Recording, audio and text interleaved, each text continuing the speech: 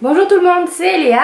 On se retrouve dans une vidéo update lecture parce que j'ai plutôt bien profité des vacances pour avancer dans mes lectures et lire un petit peu plus que d'habitude. Du coup, j'ai 4 livres et demi à vous présenter. On commence tout de suite. Le premier livre que je vous présente, c'est un young adulte que j'ai lu fin mars, début avril. Il s'agit de Rébellion d'Andrea Cremer, le premier tome du Secret de l'inventeur, paru chez Lumen, que j'ai acheté au salon du livre et que j'ai plutôt bien aimé. Ça n'a pas été un coup de cœur parce que j'ai trouvé qu'il manquait un peu de maturité à l'histoire et surtout au personnage. C'est quand même assez jeunesse, mais j'ai bien aimé, j'ai aimé l'univers steampunk. Le steampunk c'est quelque chose qui me parle, donc forcément j'aime ça. J'ai aimé le fait qu'il y ait beaucoup d'action, d'aventure, c'est vraiment un roman d'aventure. C'était assez intéressant cette intrigue parce que l'histoire c'est comme si en fait les États-Unis n'avaient jamais eu leur indépendance et que du coup ça soit resté l'Empire britannique qui contrôle tout. Et donc les Américains qui se sont rebellés à l'époque contre les Britanniques doivent maintenant travailler pour eux de génération en génération comme une sorte de punition quoi. Et il y a une rébellion, une résistance qui s'organise pour justement contrer ce système. On va suivre Charlotte qui a 16 ans et qui elle aussi fait partie de la résistance en quelque sorte puisque elle n'est pas encore sur le front comme elle est encore assez jeune. Elle fait partie d'une sorte de réserve d'enfants et elle va se retrouver embrigadée dans une histoire où elle va devoir justement aller dans cette ville dirigée par les Britanniques avec son frère et avec d'autres de ses compagnons d'armes si on peut dire, hein, je sais pas trop. Et c'est plein d'histoires, plein de rebondissements, plein d'intrigues. J'ai bien aimé, voilà, ça se lit très bien, ça se lit facilement, c'est intéressant. Après, j'ai trouvé que l'univers aurait pu être un peu plus approfondi. Pardon, c'est un mail. Je trouvais que ça manquait un petit peu voilà, de maturité, à la fois dans les personnages, parce que Charlotte, elle a 16 ans, elle vit à la dure, mais des fois, elle a des réactions de gamine qui m'ont un peu, voilà quoi, un peu exaspérée. Et aussi parce que l'intrigue est très intéressante mais on pourrait aller beaucoup plus loin dans un monde de steampunk. Le steampunk ça se prête vraiment beaucoup à plein de choses hein, au final. Et là j'attends de voir, voilà. Alors on verra si c'est parce que c'est le premier tome. J'ai envie de lire la suite.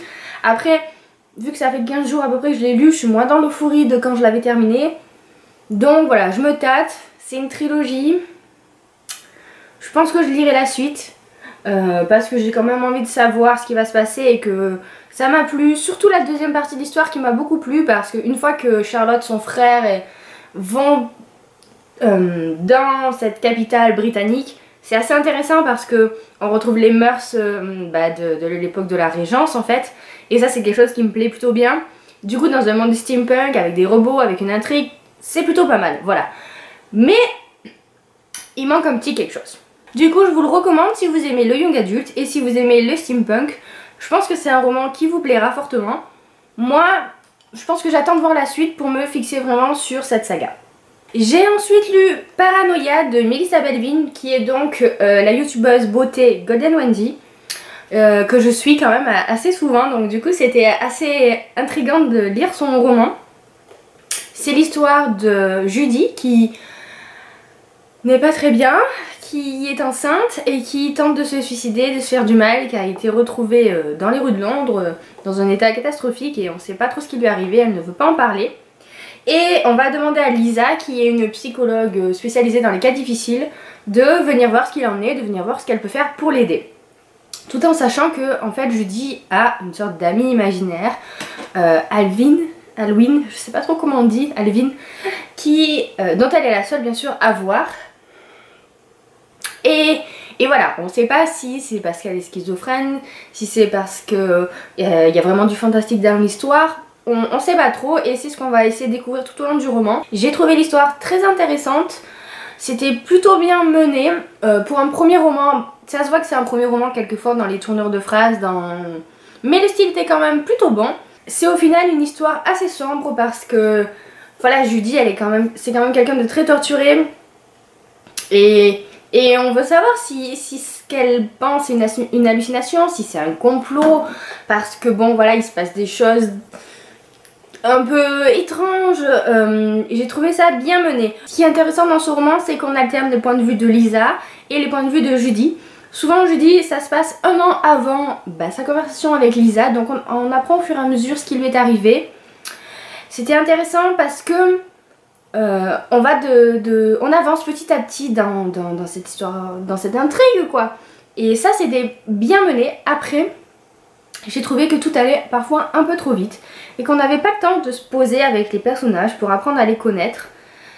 Et c'était un peu dommage justement cet aspect là, d'où le côté un petit peu froid que j'ai trouvé au roman. Et le fait aussi que j'ai pas réussi à m'attacher à Lisa. Voilà, les passages la concernant, ça ne m'a pas forcément transportée.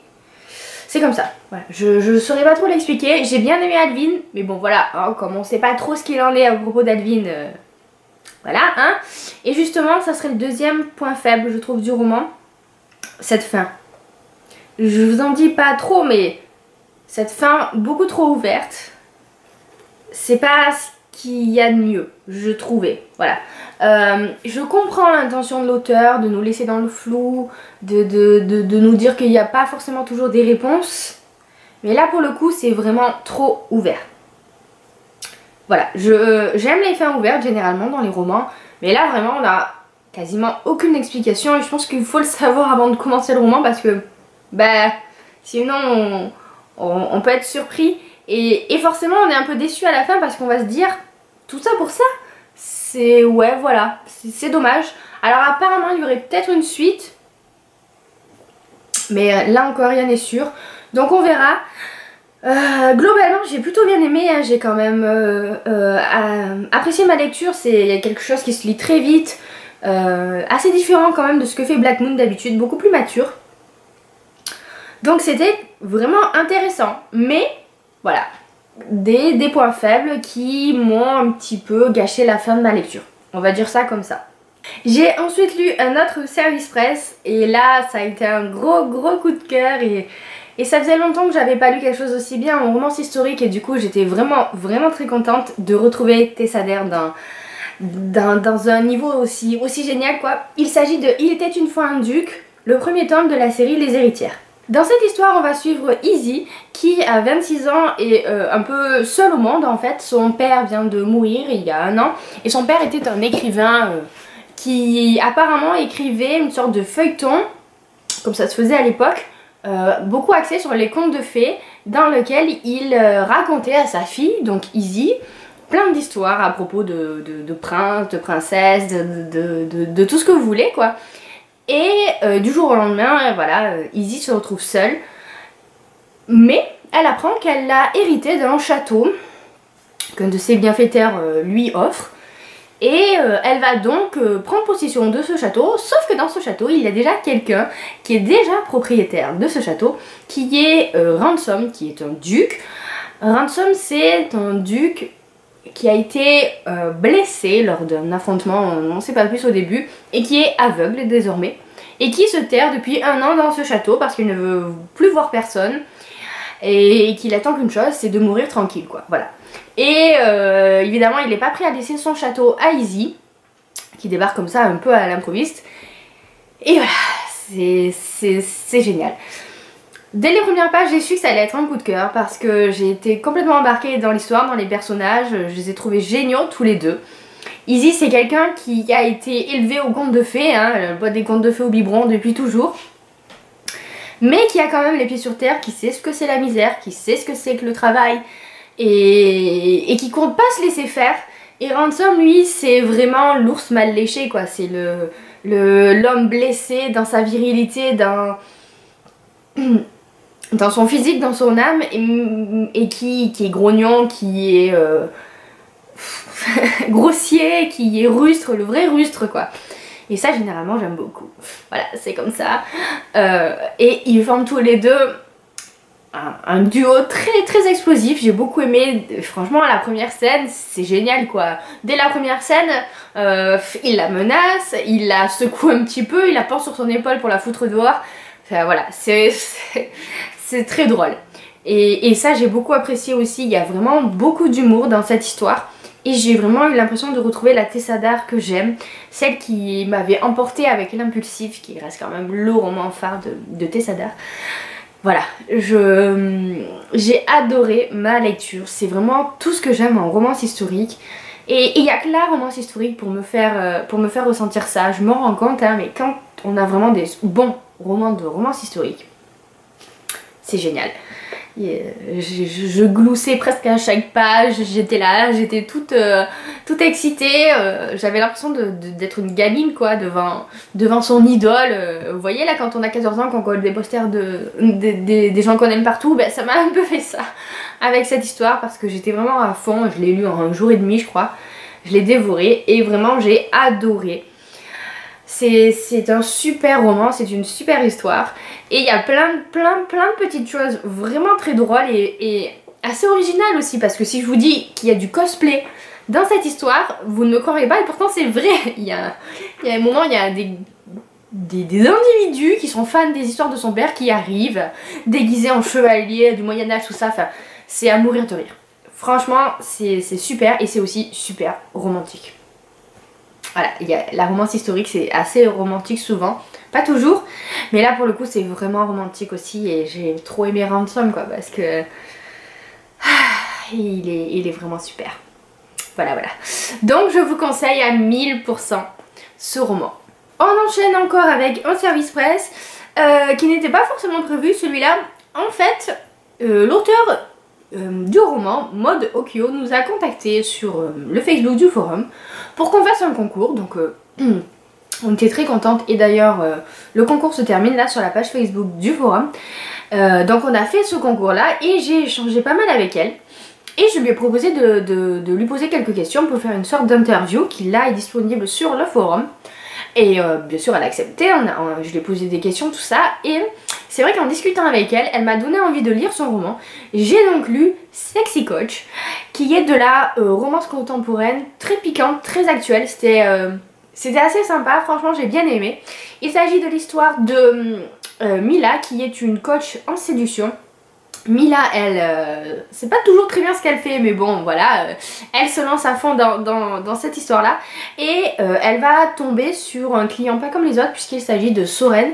Soren, qui est un ancien rugbyman, qui est en quelque sorte en reconversion, et qui a été désigné comme l'acteur du nouveau 50 Shades, on va dire. Hein. Je me rappelle plus comment ça s'appelle, soit et quelque chose, enfin bref, qui est un film basé sur un roman de SM, mais qui se passe en historique, enfin comment dire, qui se passe au temps du château fort, etc. Et Soren va jouer donc le rôle du héros de ce roman dans cette adaptation. Sauf que Soren ne sait pas du tout parler aux journalistes, il ne sait pas du tout parler aux femmes, il en a rien à fiche en fait. Et Mila va être là pour l'aider. C'était très bien.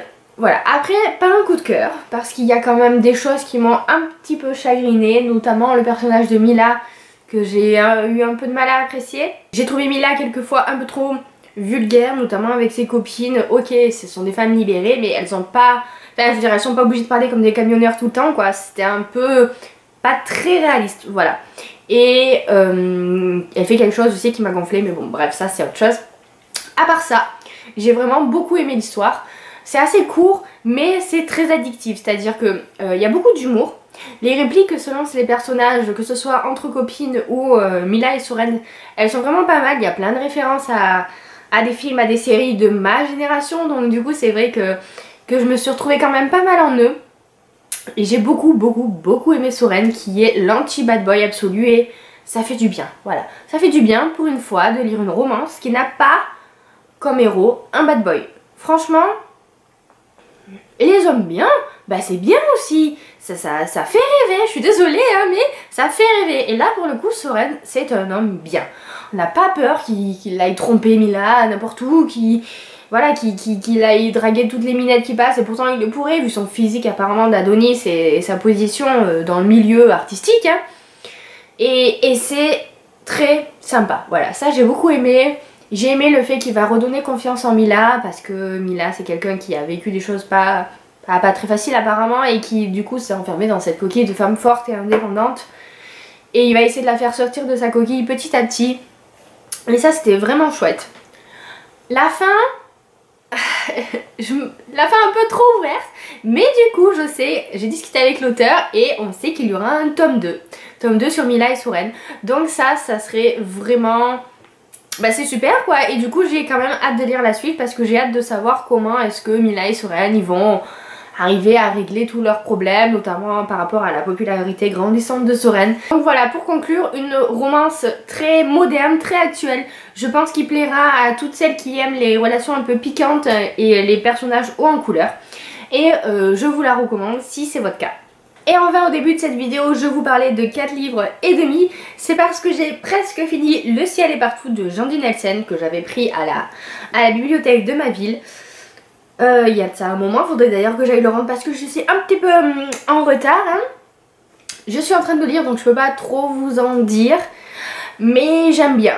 C'est pas le coup de cœur auquel je m'attendais, mais j'aime bien. Et je trouve qu'il traite très bien du deuil puisque c'est l'histoire de Lenny qui vient de perdre sa sœur. Et qui du coup se sent beaucoup plus vivante qu'avant. Parce qu'elle était un petit peu en retrait par rapport au caractère de sa sœur, elle se sentait moins intéressante, etc. Et qui du coup se sent beaucoup plus vivante et qui se met à s'intéresser aux garçons, elle ne sait pas pourquoi. Et notamment à l'ancien petit ami de sa sœur, enfin au petit ami de sa sœur, voilà. Ce qui est pas très bien, hein. Mais aussi au nouveau de son lycée. Et elle sait pas quoi faire et elle ne comprend pas ses propres réactions. Et c'est plutôt bien abordé. Je trouve qu'on parle pas souvent de ces aspects-là du deuil. Et pour le coup, là, c'est bien mis en avant. Et c'est plutôt pas mal. Voilà. Après, je réserve mon avis pour la fin parce que je suis quand même curieuse de savoir ce qui va se passer et comment est-ce que Mila, elle va se débatouiller de tout ça. Mais voilà, ma lecture du moment que je vais sans doute terminer, je pense, aujourd'hui ou demain. Voilà, cette vidéo est terminée, j'espère qu'elle vous a plu. N'hésitez pas à me dire si vous avez lu les livres que je vous ai présentés et si vous les avez aimés ou pas. Et n'hésitez pas aussi à me dire ce que vous êtes en train de lire en ce moment. Moi sur ce, je vous laisse, je vous fais plein de gros bisous, je vous souhaite de très bonnes lectures et à bientôt dans une prochaine vidéo.